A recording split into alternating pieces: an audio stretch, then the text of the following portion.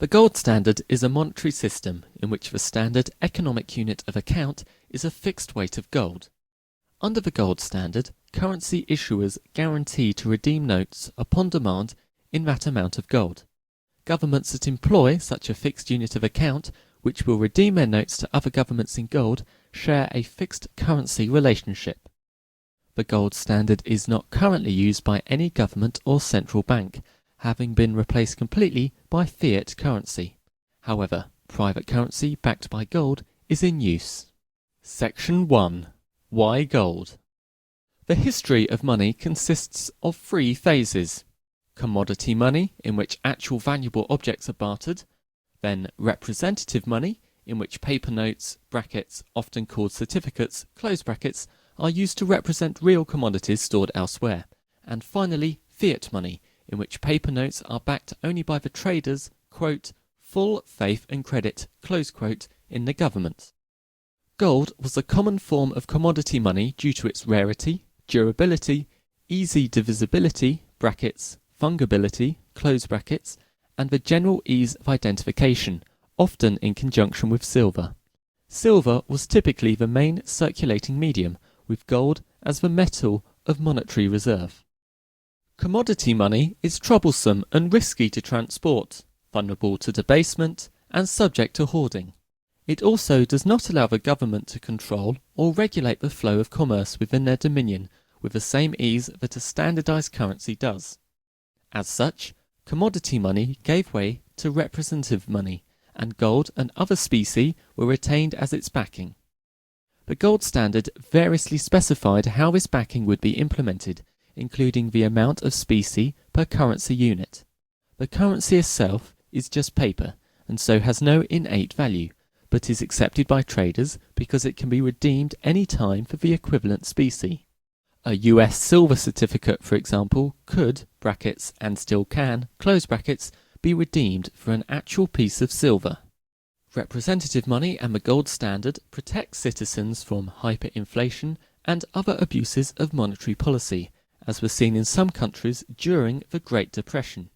However, they were not without their problems and critics, and so were partially abandoned via the international adoption of the Bretton Woods system. That system eventually collapsed in 1971, at which time all nations had switched to full fiat money.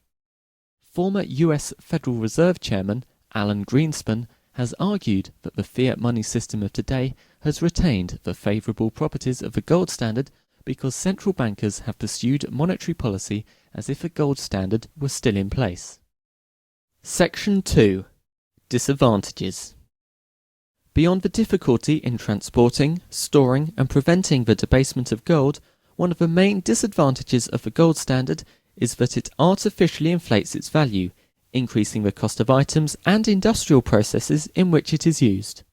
The total amount of gold that has ever been mined is estimated at around 125,000 tons.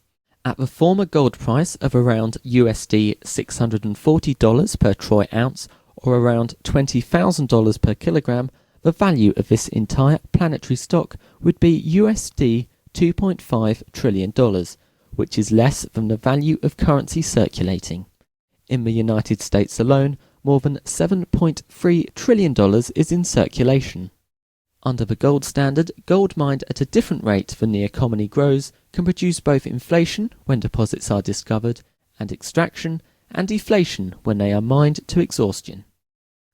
In practice, the production of gold has usually trailed economic growth, resulting in periods of severe deflationary pressure, including events during the Great Depression.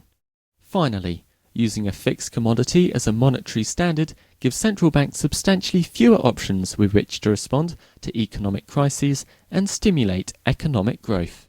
Section 3. History. See also History of the English penny. Section 3.1. Early coinage. The first metal used as a currency was silver more than 4,000 years ago, when silver ingots were used in trade. Gold coins first were used from 600 BCE. However, long before this time, gold, as per silver, was used as a store of wealth and the basis for trade contracts in Al-Qaeda and later in Egypt. During the heyday of the Athenian Empire, the city's silver tetradrachm was the first coin to achieve international standard in Mediterranean trade. Silver remained the most common monetary metal used in ordinary transactions until the 20th century. The Persian Empire collected taxes in gold, and when it was conquered by Alexander the Great, this gold became the basis for the gold coinage of Alexander's empire and those of his diadochi. The vast gold hoard of the Persian kings was put into monetary circulation, triggering the first known, quote, worldwide, close quote, inflation event. The Roman Empire minted two important gold coins, the Euros, which was 7 grams of gold alloyed with silver, and the smaller solidus, which weighed 4.4 grams, of which 4.2 was gold. These values only applied to the early empire. Later, Roman and Byzantine coins were frequently alloyed with baser metals in an attempt to expand the money supply. The dinar and dirham were gold and silver coins respectively, originally minted by the Persians. The caliphates in the Islamic world adopted these coins starting with caliph, and due to issues with pronunciation, it is spelt ADB space AL-MALIK, who lived from year 685 to 705. In 1284, the Republic of Venice coined the ducat, its first solid gold coin. Other coins, the florin, noble, grosch, zloty, and guinea, were also introduced at this time by other European states to facilitate growing trade.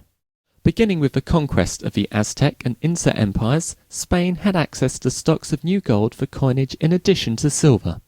The wide availability of milled and cob gold coins made it possible for the West Indies to make gold the only legal tender in 1704.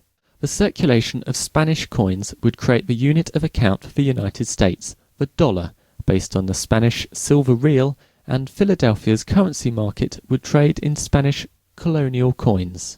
Section 3.2. The crisis of silver currency and banknotes, brackets, 1750 to 1870, close brackets. In the late 18th century, wars and trade with China, which sold many trade goods to Europe but had little use for European goods, drained silver from the economies of Western Europe and the United States. Coins were struck in smaller and smaller amounts, and there was a proliferation of bank and stock notes used as money. In the 1790s, Britain suffered a massive shortage of silver coinage and ceased to mint larger silver coins. It issued, quote, token, close quote, silver coins and overstruck foreign coins. With the end of the Napoleonic Wars, Britain began a massive recoinage program that created standard gold sovereigns and circulating crowns, half-crowns, and eventually copper farthings in 1821.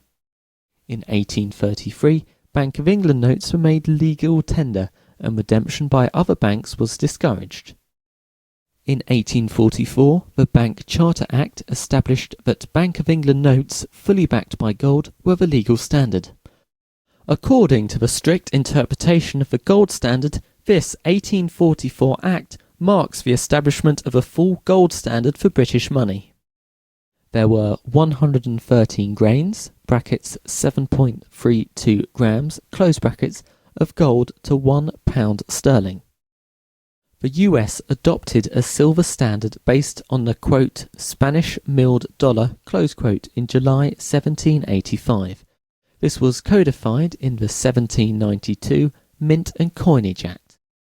This began a long series of attempts for America to create a bimetallic standard for the US dollar, which would continue until the 1930s.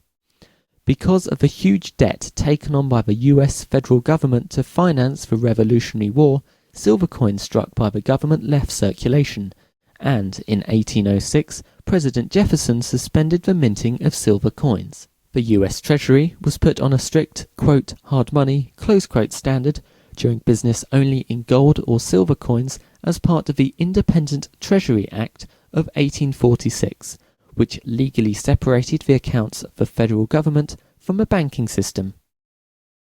Following Gresham's law, silver poured into the US, which traded with other silver nations, and gold moved out.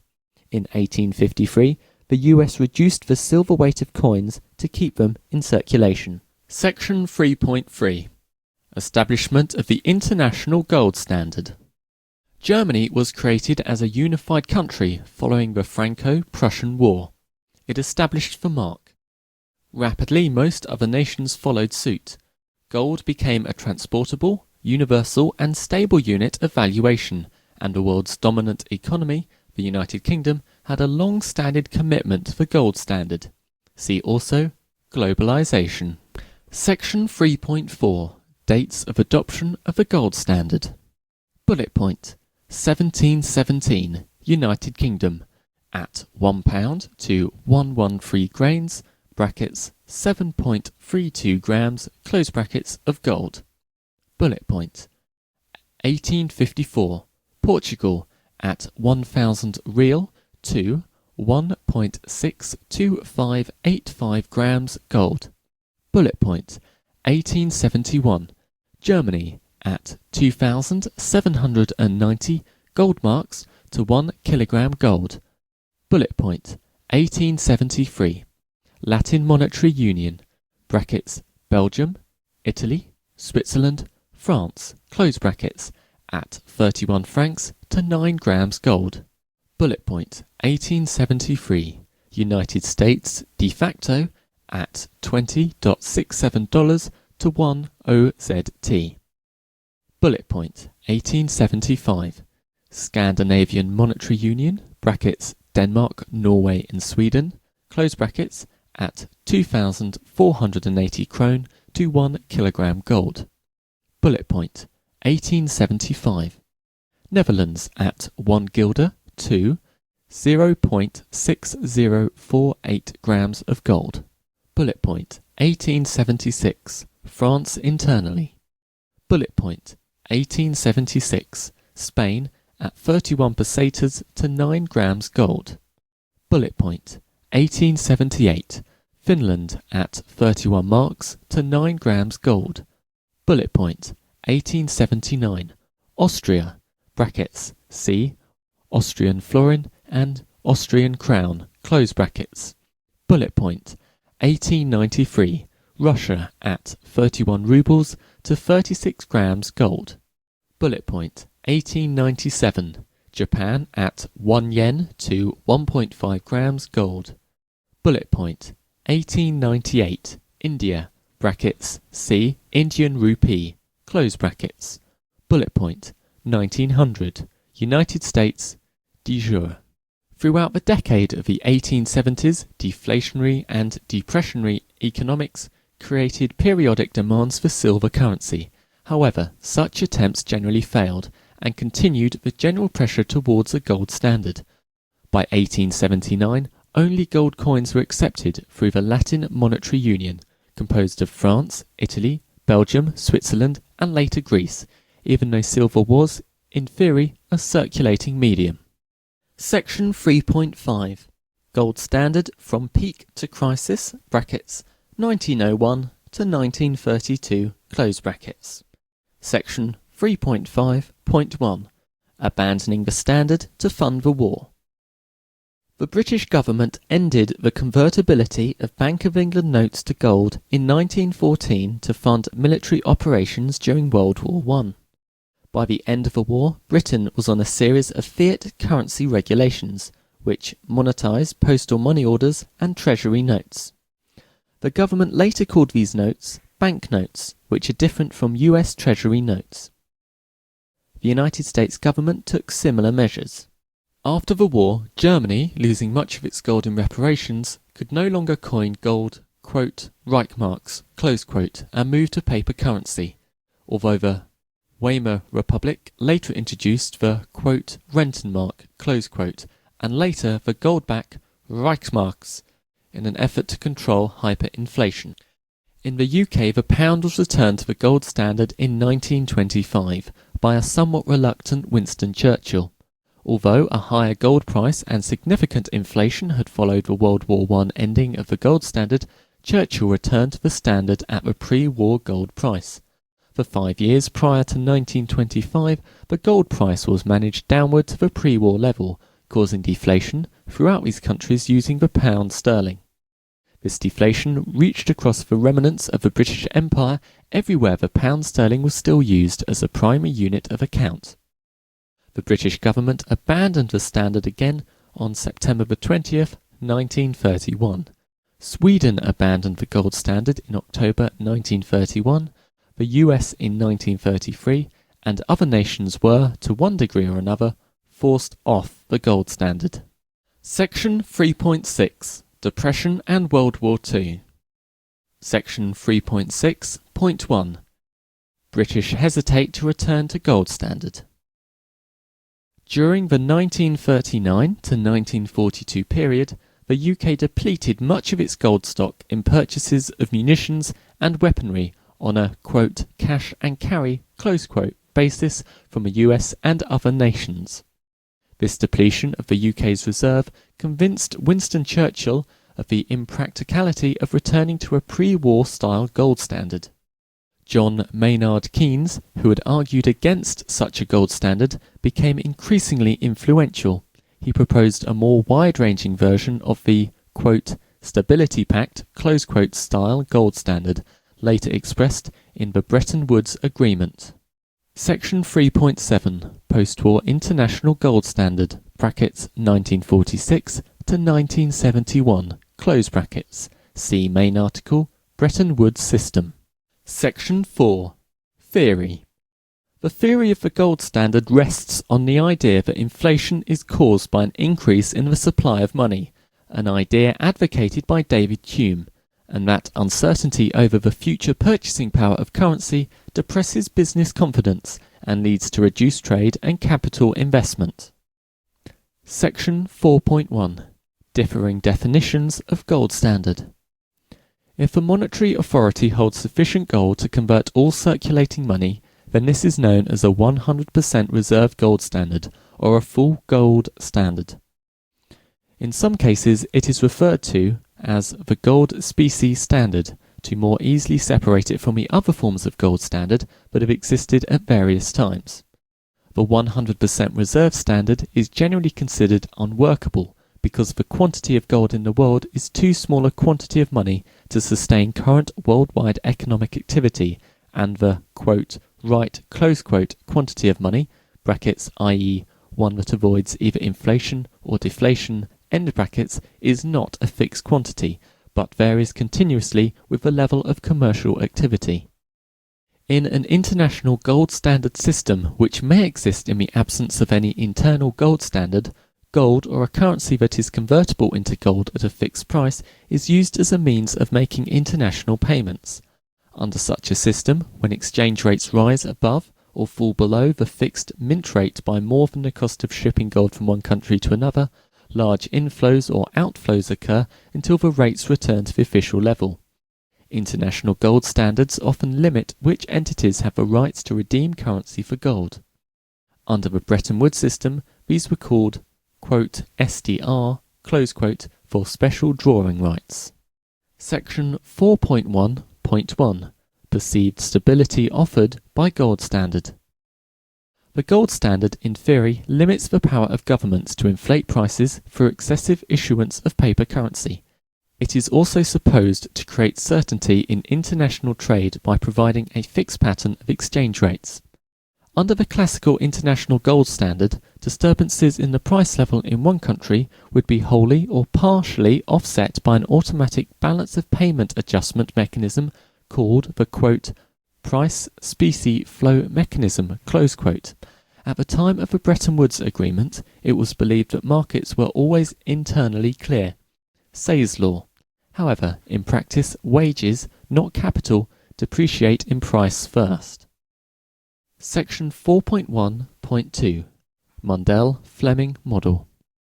According to modern neoclassical synthesis economics, the Mundell-Fleming model describes the behavior of currencies under a gold standard. Since the value of the currencies is fixed by the par value of each currency to gold, the remaining freedom of action is distributed between free movement of capital and effective monetary and fiscal policy. One reason that most modern macroeconomists do not support a return to gold is the fear that this remaining amount of freedom would be insufficient to combat large downturns or deflation. Section 5. Advocates and opponents of a renewed gold standard. The return to the gold standard is supported by objectivists, followers of the Austrian School of Economics, and many libertarians. It is opposed by the vast majority of governments and economists, because the gold standard has frequently been shown to provide insufficient flexibility in the supply of money and in fiscal policy, because the supply of newly mined gold is finite and must be carefully husbanded and accounted for. In theory, paper money printed based on the finite amount of gold will go up in value as it becomes rarer. Few economists today advocate a return to the gold standard, other than the Austrian school and some supply-siders. However, many prominent economists have expressed sympathy with a hard currency basis and have argued against fiat money, including former US Federal Reserve Chairman Alan Greenspan and macroeconomist Robert Barro. Greenspan famously argued the case for returning to a gold standard in his 1966 paper, quote, "Gold and Economic Freedom," close quote, in which he described supporters of fiat currencies as, quote, "welfare staticists," close quote, hell-bent on using monetary printing presses to finance deficit spending. In debates with US Congressman Dr. Ron Paul, Greenspan has argued that the fiat money system of today has retained the favourable properties of a gold standard because central bankers have pursued monetary policy as if a gold standard was still in place. The current monetary system relies on the US dollar as a, quote, "anchor currency," close quote, which major transactions, such as the price of gold itself, are measured in. Current instabilities, inconvertibility, and credit access restrictions are a few reasons why the current system has been criticised. A host of alternatives have been suggested, including energy-based currencies, market baskets of currencies or commodities. Gold is merely one of these alternatives. In 2001, Malaysian Prime Minister Mahathir bin Mohamad proposed a new currency that would be used initially for international trade between Muslim nations. The currency he proposed was called the Islamic Gold Dinar, and it was defined as 4.25 grams of 24 carat brackets 100% close brackets gold. Mahathir Mohamad promoted the concept on the basis of its economic merits as a stable unit of account and also as a political symbol to create greater unity between Islamic nations. The purported purpose of this move would be to reduce dependence on the United States dollar as a reserve currency and to establish a non-debt-backed currency in accord with Islamic law against the charging of interest.